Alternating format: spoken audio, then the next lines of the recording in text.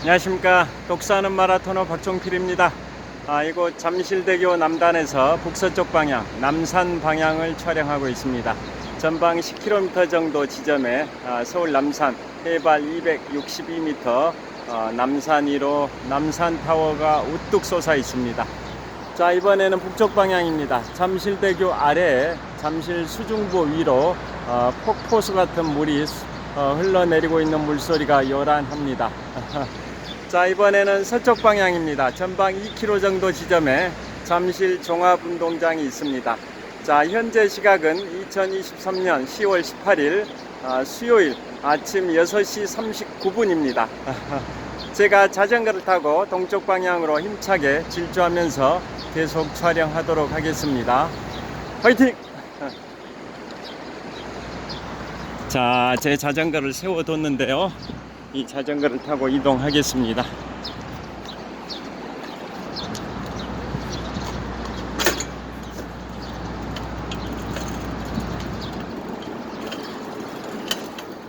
현재 서울 기온은 약 9도 정도 됩니다.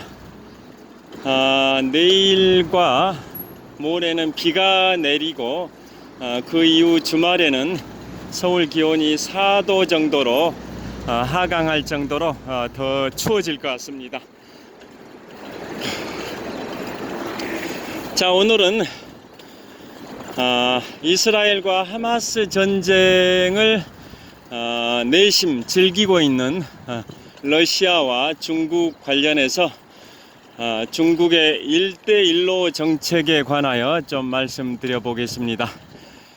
자, 지금까지는 작년 2월에 러시아가 우크라이나를 침공해서 러시아와 서방 간의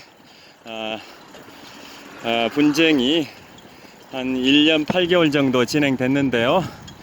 자, 우크라이나를 지원하는 서방 세력과 그 반대 세력인 침략자인 러시아 간의 갈등이 2년 가까이 진행이 되고 있는 게 바로 러시아와 우크라이나 전쟁이고, 또 이번에 지난 10월 7일에 팔레스타인 무장 정파 하마스가 이스라엘에 대하여 약 6,000발 정도의 로켓포를 발사하면서 이스라엘 하마스 전쟁이 시작이 되었고, 그것을 즐기는 세력이 있습니다. 바로 러시아와 중국입니다. 자, 미국이 그동안 러시아와 우크라이나 전쟁에서 우크라이나를 적극 지지하고 군사적, 경제적 원조를 지속적으로 제공을 해왔는데요. 이번에 이스라엘과 하마스 전쟁이 발발함에 따라 미국의 관심이 이스라엘 쪽으로 향하면서 우크라이나에 대한 관심이 줄어들 거다라는 전망이 나오면서 우크라이나의 교전 국가인 러시아는 내심 반기고 있고요. 또 중국 입장에서도 미국이 그동안 남중국해 또 동중국해에서 미국의 인도 태평양 전략에 맞서서 중국이 미국과 라이벌 관계를 형성해 왔고, 특히 중국의 대만에 대한 그 정책, 대만을 침공할 수도 있다, 그러한 전망들도 나왔었는데요. 이 인도 태평양 지역에서 미국에 맞선 중국 입장에서도 미국의 관심이 이스라엘에 집중하게 되면 인도 태평양에서의 미국의 그 관심이 상대적으로 줄어들 거다. 그러면 중국이 대만을 침공할 수도 있다. 그러한 의견들이 나오고 있습니다. 그래서 중국 입장에서도 이스라엘과 하마스 전쟁을 내심 반기고 있는데요. 그러한 상황에서, 그러한 국제 정세 속에서 미국의 제46대 대통령 조 바이든 대통령이 오늘 현지 시각 기준 10월 18일 오늘 이스라엘을 전격 방문해서 이스라엘뿐만 아니라 팔레스타인, 수반, 그 다음에 요르단, 이집트 등 주변 국가의 수반들과도 정상회담을 하면서 이스라엘 하마스 전쟁에 대응책을 논의할 것이라는 보도가 나왔습니다. 그건 그렇고요. 그 다음에 이번에는 중국의 1대1로 정책에 관해서 한번 말씀드리겠습니다. 1대1로가 한자로는 한일자, 허리띠 할 때 띠 대자, 또 한일자 길로자입니다. 1대1로. 한글로 풀이하면 하나의 벨트, 또 하나의 길이다, 이런 뜻이고요. 영어로는 벨트 앤드 로드 이니셔티브입니다. 벨트 앤드 로드 이니셔티브, 그 1대1로 정책이라 하는데요. 한마디로 표현드리면 중국의 패권주의적 서역 진출 대외 정책이라고 보시면 되겠습니다. 그래서 그건 언제 정책이 첫 세상에 드러냈냐면 지금부터 10년 2개월 전인 2013년 8월에 중국의 시진핑 국가주석이 중앙아시아 카자흐스탄에서 실크로드 경제 벨트를 발표하면서 10년 정도 유지되어 오고 있는 정책이 1대1로 정책, 벨트 앤드 로드 이니셔티브인데요. 중국의 패권주의적 서역 진출 대외 정책입니다. 그래서 그 1대1로 정책은 중국이 서역으로 영역을 확장해 가는 그러한 정책인데요. 그래서 그 실크로드, 현대판 실크로드 정책입니다. 현대판 실크로드 정책은 두 가지 방향으로 구성이 되어 있습니다. 하나는 육상 실크로드고 두 번째는 해상 실크로드인데요. 육상 실크로드는 중국의 산시성 시안, 중국의 정치 수도는 베이징, 경제 수도는 상하이, 문화 수도는 시안이라고 하는데요. 중국의 산시성의 시안에서 시작해서 중앙아시아를 관통해서 우크라이나, 독일까지 이어지는, 유럽의 독일까지 이어지는 육상 실크로드입니다. 중국 산시성 시안부터 해서 중앙아시아 거쳐서 우크라이나 거쳐서 유럽의 독일까지 이어지는 게 바로 육상 실크로드고요. 또 하나 해상 실크로드는 중국의 베이징에서, 중국의 정치 수도 베이징에서 시작을 해서 동남아시아, 또 남중국해, 또 인도양을 거쳐서 아프리카, 북아프리카를 거쳐서 유럽의 그리스, 이탈리아까지 이어집니다. 그리스, 이탈리아까지. 그게 해상 실크로드인데요. 그래서 육상 실크로드는 유라시아 대륙을 관통하는 실크로드고 그걸 1대라고 합니다. 1대1로에서 1대라고 합니다. 원벨트죠. 원벨트. 하나의 벨트로 묶겠다. 원벨트 1대라고 하고, 육상 실크로드를 1대라 하고, 또 하나 1로는 뭐냐? 원로드 1로는 바로 해상 실크로드. 중국의 수도 베이징에서 시작해서 동남아시아, 인도양, 또 남중국해 경유에서 인도양, 그 다음에 북아프리카, 유럽의 그리스, 이탈리아까지 이어지는 그 해상 실크로드는 1로라고 합니다. 그러니까 유라시아 대륙을 하나의 벨트로 연결하는 육상 실크로드를 1대라 하고, 남중국해, 인도양, 북아프리카 지중해 이쪽을 연결하는 그 해상 실크로드를 1로라고 합니다. 그래서 육상 실크로드 1대와 해상 실크로드 1로를 합해서 1대1로 정책인데요. 중국이 10년 동안 진행해 왔던 중국의 패권주의적 서역 진출 대외 정책입니다. 그 관련된 국가만 넓게는 62개 국가, 좁게는 그러니까 간접적인 관련 국가까지 합하면은 62개 국가이고, 직접적인 관련 국가를 다 합하면 49개 국가인데요. 그 육상과 해상에 뭐 도로, 철로, 그 다음에 해상로, 이런 길들을 다 개척하는 인프라 투자를 하고, 또 금융, 그 다음에 문화, 경제 벨트를 구성하는 중국의 패권주의적 서역 진출 대외 정책이 바로 1대1로 정책이고, 그 추진 기간만 하더라도 무려 150년입니다. 150년 동안. 자, 그 150년 하니까 생각나는 게 있습니다.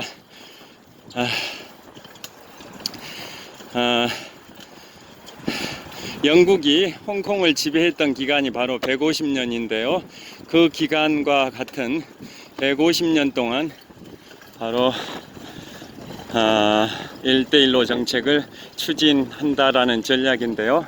이제 한 10년 정도의 시간이 흘렀습니다. 자, 북쪽 방향, 한강 방향을 촬영을 하고 있습니다. 한강이 유유히 흐르고 있습니다. 또 잠실대교 동쪽 지역은 상수원 보호구역이어서 안내 표지판도 보입니다. 자, 그런데 그 1대1로 정책이 중국의 패권주의적 대외 서역 진출 계획이다 보니까 부채의 덫, 빚의 덫에 빠져드는 그러한 나라들이 굉장히 많이 발생하고 있다라는 인터넷 기사가 떴습니다. 자, 첫째, 네팔, 히말라야 14자 중에 안나푸르나를 가는 길목, 네팔에 중국이 차이나머니, 중국 돈 차이나머니를 네팔 정부에 빌려줘서 수천억 원을 들여서 안나푸르나로 가는 길목인 포카라 공항을 건설했는데요. 예상과 달리 공항 이용률이 매우 낮아서 중국의 일부 지역으로만 비행기가 운항할 뿐이고, 국제공항이라는 말이 무색할 정도로 이용률이 거의 없다고 합니다. 그래서 2026년부터 중국이 네팔 정부에 빌려준 한 2천 몇백억 정도 되는 차이나머니를 네팔 정부는 2026년부터 상환을 해야 되는데, 공항이 운영 수익이 없다 보니까 상환을 못할 수도 있다. 그래서 빚의 덫에 빠져 있다라는 보도도 있고요. 그 다음에 주변에 있는 파키스탄도 마찬가지입니다. 그 다음에 또 한 군데가 스리랑카, 실론티로 유명한 스리랑카 남부 거점 항구를 스리랑카가 중국으로부터 차이나머니를 차입해서 건설을 했는데, 그 남부 항구도 이용률이 낮아서 항구 운영권을 스리랑카가 중국에게 99년 동안 넘겨주게 됐다. 99년 동안이나 스리랑카의 남부 항구 운영권을 스리랑카가 중국에게 넘겨주게 돼서 빚의 덫에, 부채의 덫에 빠져버렸다 라는 보도도 나오고 있고요. 자, 그래서 그 운영권을 넘겨줘버린 곳이, 대표적으로 소개된 곳이 바로 네팔과 파키스탄과 바로 스리랑카입니다. 그것뿐만 아니라 또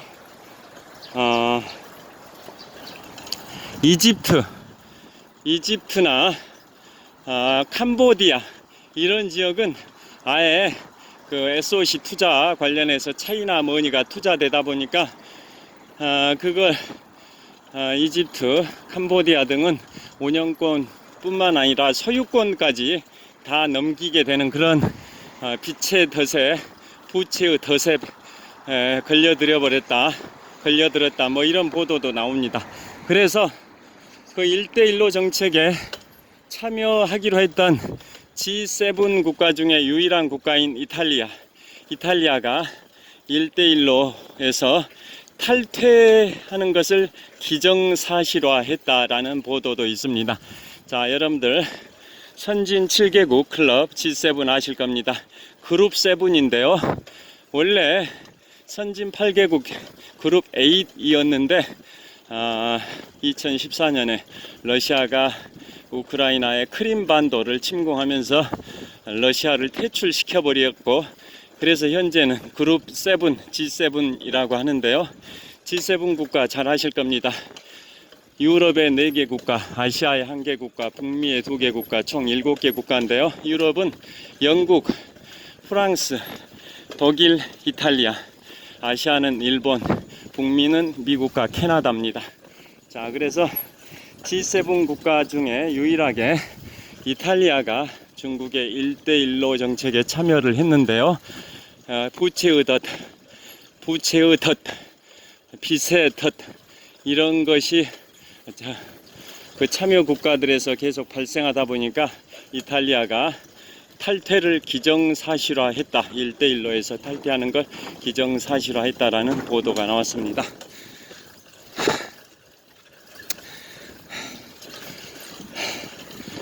자, 천호역을 향해서 자전거를 타고 이동하고 있습니다.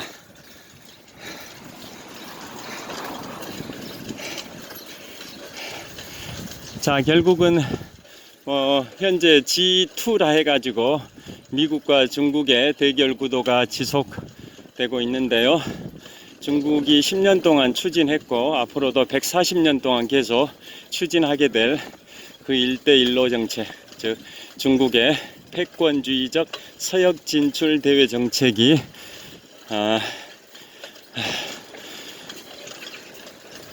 참여 국가들의 반발을 사고 있다라는 내용을 말씀을 드렸고요. 예를 들면 네팔의 포카라 공항을 건설할 때 건설 비용을 높게 책정해서 시공하는 회사가 중국 건설 회사였습니다. 그래서 중국 건설 회사가 막대한 이익을 취하게 되는 그러한 구조, 즉 중국에게 유리하고 해당 국가인 네팔에게는 불리한 그러한 구조로 포카라 공항을 건설해 가지고 네팔에게 엄청난 피해를 줬다, 그런 내용들이 보도가 되고 있습니다. 자, 여하튼 중국의 그 1대1로 정책이 참여 국가들의 거부감, 반발을 사고 있어서 중국의 패권주의적 서역 진출 계획이 어떻게 진행될지는 좀 더 지켜봐야 할 것 같습니다만은 그게 떠오릅니다. 1848년 미국의 서부 지역, 지금의 미국의 50개 주 중에 인구가 가장 많은 4천만 명 정도의 인구, 미국의 인구가 3억 4천만 명 정도 되는데요. 그 중에 50개 주 중에 인구가 가장 많은 4천만 명 정도의 인구를 보유하고 있는 캘리포니아주의 주의 수도죠. 캘리포니아주의 주도인 세크라멘토 근처에서 1848년에 금광이 발견이 됐죠. 그래서 전 세계에서 일확천금의 꿈을 안고 서부로 다 몰려들었죠. 미국 사람들도 계속 그 금광이 발견된 서부로 다 모여든 게 바로 Go West를 외치면서 서부로 몰려들었고, 그게 1848년에 발견된 미국의 금광 발견이고요. 자, 그래서 이듬해 그 캘리포니아주의 인구가 엄청나게 폭증했습니다. 1849년에. 그래서 갑자기 인구가 폭증하는 바람에 캘리포니아가 1850년에 독립주로 승격이 됐습니다. 1850년에. 그러니까 1848년에 금광이 발견되고 이듬해인 1849년에 많은 사람들이 일확 천금의 꿈을 안고 그 지역으로 몰려들었고, 그래서 인구가 폭증하다 보니까 1850년에는 캘리포니아주가 독립주로 승격이 됐고, 그로부터 200년 가까운 세월이 흐르는 동안 캘리포니아 주는 지금 미국의 50개 주 중에 인구가 가장 많은 4천만 명 정도의 인구를 보유한 미국의 제1의 주가 됐습니다. 자, 천호에 거의 도달했습니다.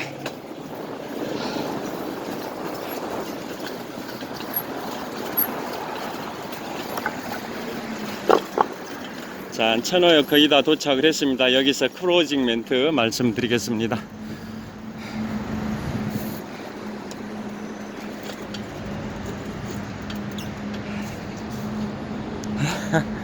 자, 천호역에 도착했습니다. 헬멧을 벗겠습니다. 자, 오늘은 그래서 1849년에 세계 각국에서 또 미국의 다른 지역에서도 일확천금의 꿈을 안고 캘리포니아주 금광이 발견된 캘리포니아주의 주도인 세크라멘토 근처로 많은 사람들이 모여들었는데요. 그 1849년에 많이 모여든 그런 사람들을 가리켜서 49ers라고 합니다. 49ers. 1949년도에 그렇게 사람들이 모여들었다. 그래서 49를 영어로 49ers. 1849년에 금을 찾아서 많은 사람들이 모여들었다. 그래서 그 사람들을 49ers라고 칭하기도 하는데요. 자, 미국이 그 당시에 서부로 Go West를 외쳤듯이 중국이 10년 전부터 150년의 추진 기간을 갖고 추진하고 있는 중국의 패권주의적 서역 진출 대외 정책이 바로 1대1로 정책입니다. 그래서 지금 여러 폐해가 발생이 되고 있는데요. 그게 어떻게 추진될지는 좀 더 지켜봐야겠습니다. 여튼 오늘 현재 시각 2023년 10월 18일 수요일 아침 7시 정도 됐는데요. 미국의 조 바이든 대통령이 이스라엘과 하마스 간의 전쟁이 벌어지고 있는 이스라엘을 오늘 10월 18일에 전격 방문한다라는 소식입니다. 자, 정말 분쟁 없는 세상이 실현되기를 소망해 보면서 오늘 촬영을 마치겠습니다. 시청해 주셔서 감사합니다. 좋은 하루 되십시오. 화이팅! 자, 현대백화점 천호점입니다. 자, 천호역 사거리고요. 감사합니다. 이곳은 현대백화점 천호점입니다. 좋은 하루 되십시오.